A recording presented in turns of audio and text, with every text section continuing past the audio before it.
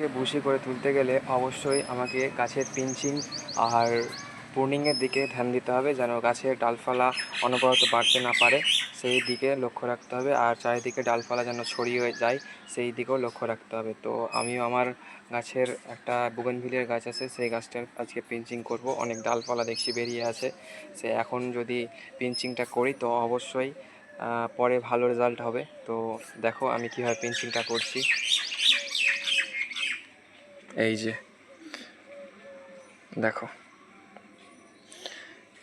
প্রত্যেকটা ডাল বেরিয়ে আছে, দেখো এই ডালগুলোর আগাগুলো শুধু কেটে দিতে হবে। এই যে হয়ে গেল।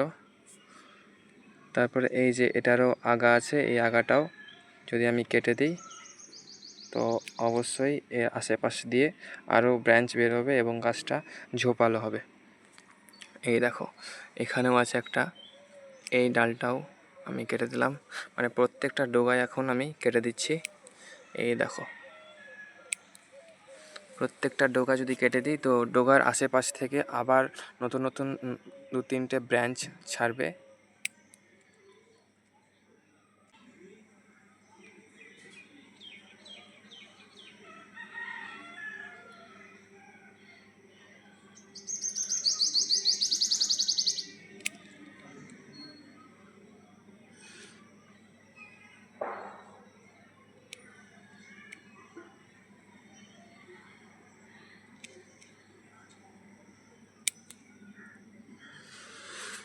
এই দেখো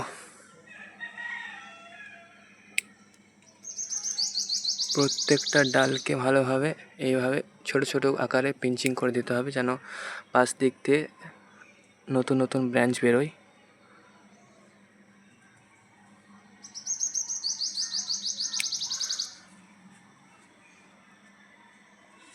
এই দেখো এই গাছগুলো প্রায় লম্বা, মানে একটু লতানো টাইপের হয়, তাই এই রকম করেই আমাদের ঝোপালো করতে হবে।